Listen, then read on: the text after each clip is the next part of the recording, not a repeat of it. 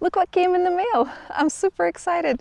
These two trees came as bare root today, and thankfully the weather is super warm. It's a little bit chilly, but it's the perfect weather for these. I was worried that they're going to be already leafed out when they come here because they are coming from the south, and they're not.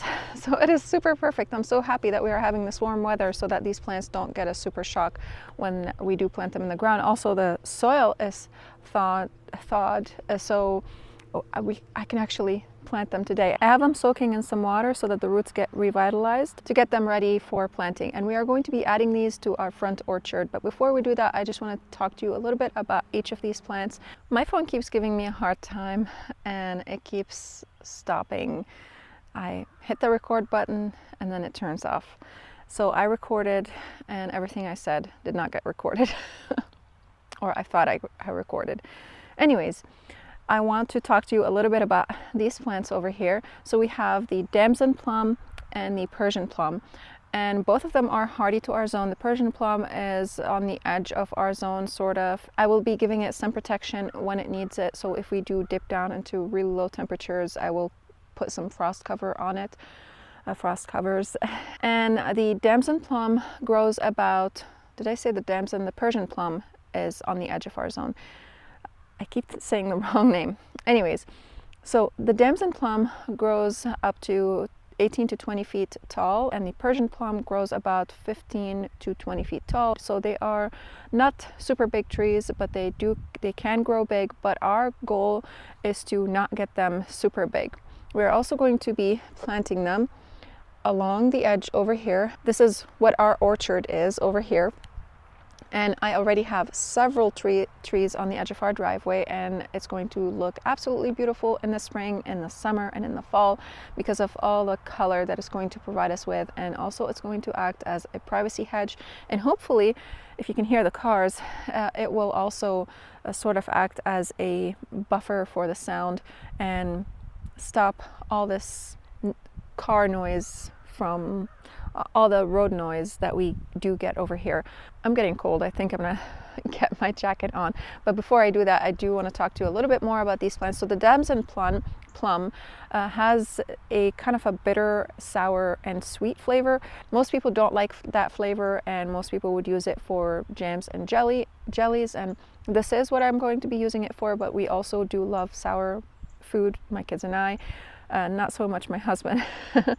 And both these, the damson plum and the Persian plum, are sour.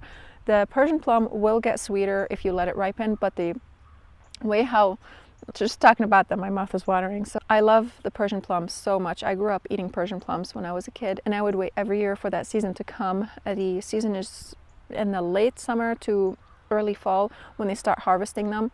And they harvest them when they're green and sour, and that's how you would eat them. You can let them ripen on the tree. They would be a little bit sweeter, but traditionally they're meant to be eaten green and sour, and you can dip them in some salt, and that would be even so much better. Oh, I can't wait to have our own Persian plums.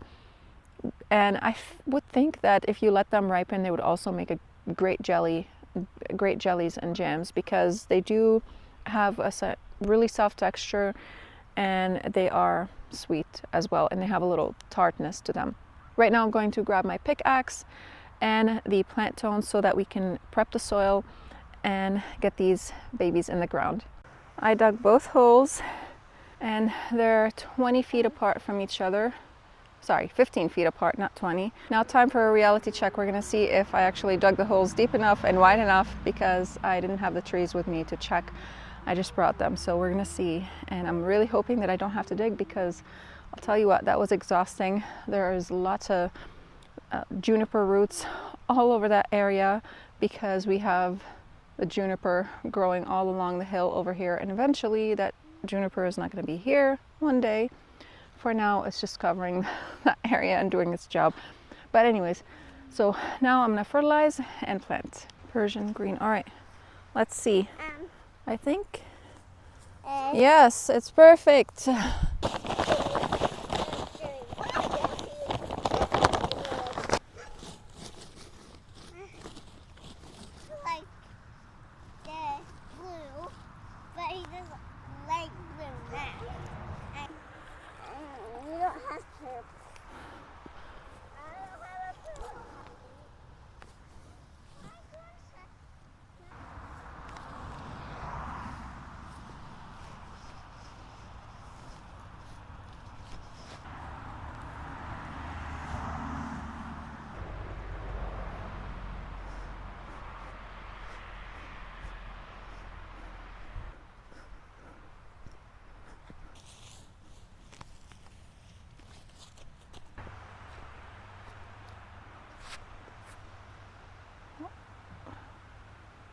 That is perfect.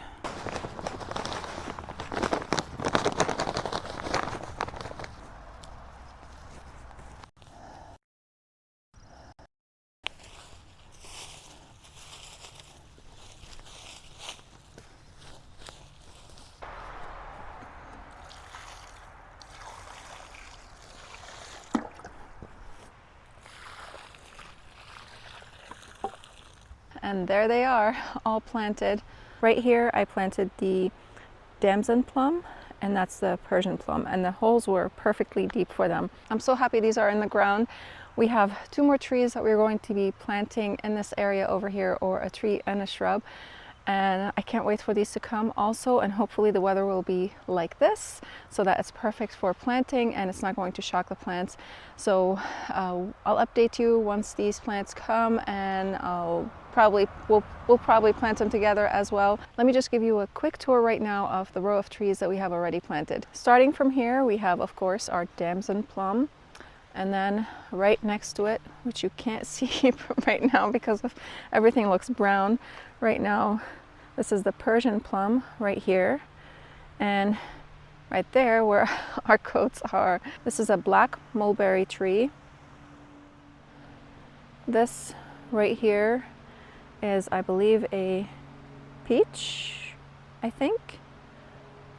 Is that the peach or the... no, that's not sure what this tree is now. Oh, yeah.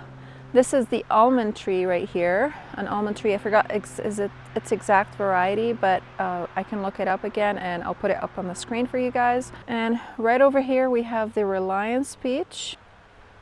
And right next to it, this is an apricot. What variety? It's a semi-dwarf apricot. Oh, Moon Park semi-dwarf apricot. And then right after that we have a plum tree. This is the Methley plum that leaned over from the snow, and I have to correct that.